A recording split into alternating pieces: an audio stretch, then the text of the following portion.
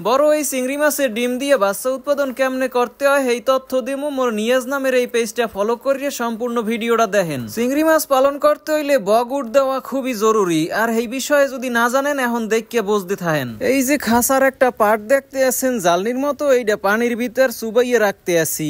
এর কারণ হইছে চিংড়ি মাছটা যাতে এর উপর উঠে হাঁটতে বেড়াইতে পারে। পানির নিচের স্তর আর উপরের স্তরের অক্সিজেনের অনেক ব্যবধান হয় কয়েকদিন পর পর, হেয়ের লগে যাতে উপরে উঠে ওইটাই থাকতে পারে আর নিচেও নামতে পারে, হেয়ের লগে এই সিঁড়ির মতো দিয়ে দিছি। এখন হাম্বল দিস্তায় করিয়ে কি চেষ্টা আসি জানেন, এ হইছে যে ডিমের খোসা গুড়ি করিয়ে হেয়ে আবার চালনিতে করিয়ে চাইলে হেয়ে পানির ভিতর দিতে আসি। চিংড়ি মাছের উপরে যে শক্ত খোসাটা আছে ওইটা কিন্তু ক্যালসিয়ামের তৈরি, হেয়ের লগে কয়দিন পর পর এই ক্যালসিয়ামের যে খোসাটা এটা পাল্টাইয়া হালায় চিংড়ি মাছে। চিংড়িতে যে সময় খোসা পাল্টায় সেই সময় কিন্তু নতুন খোসা তৈরি হইতে শরীরে অনেক ক্যালসিয়ামের দরকার হয়, হেয়ের লগে ক্যালসিয়ামের সোর্স হিসাবে ডিমের খোসা গুড়ি করিয়ে দিলাম। দেখছেন কি সুন্দর উপরে আইয়া বইয়া রইছে। এর কারণ হইছে নিচে যদি অক্সিজেনের ঘাটতি থাকে বা কম থাকে হেলে উপরে আইয়া বইবে, আবার যদি সময় পায় আবার নিচেও যাইবে। এই সিস্টেমটা হইছে প্রাকৃতিক সিস্টেম, প্রকৃতিতেও ওরা এইভাবেই থাকে। কারণ হইছে কি যখন ওরা অক্সিজেন কম পায় তখন কিন্তু দেখবেন যে পারে আইয়া ওরা হাঁটাচলাও করে। অনেক সময় যারা ঘেরে মাছ পালেন বা চিংড়ি মাছ পালেন হেরা তো জানেন মাঝে মাঝে ঘেরের পাশে আইয়া এগুলাই নাক জাগাইয়া বইয়া থাকে।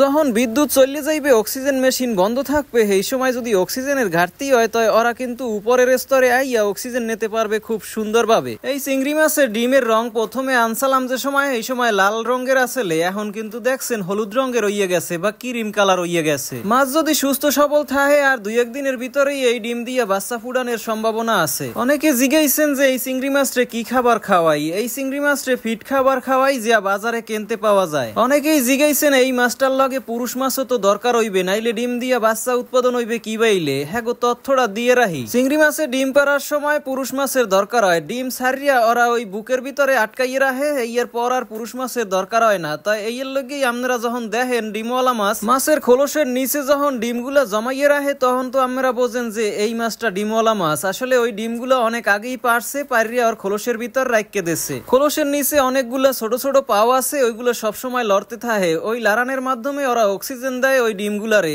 আর এইভাবেই কয়েকদিন গেলে পরে এই ডিম দিয়ে বাচ্চা উৎপাদন হয়। প্রাকৃতিক ভাবে বাচ্চা উৎপাদন করা অনেক সহজ। চিংড়ি মাছটারে যদি সুস্থ সবল ভাবে বাঁচাইয়ে রাখতে পারেন অটোমেটিক এই ডিম দিয়ে বাচ্চা উৎপাদন হইয়ে যাইবে। ডিমগুলোর রং যদি দেখেন লাল হইয়ে গেছে আর এরপর ক্রিম কালার হইয়ে গেছে তাইলে বুঝবেন যে পুরুষ মাছের আর দরকার নাই, এগুলো পরিপক্ক ডিম। বড় এই চিংড়ি মাছগুলো সবসময় পানির নিচেই বইয়ে থাকে, আর ডিম যখন থাকে তখন কিন্তু ওরা উপরের দিকে বেশি একটা উঠতে পারে না।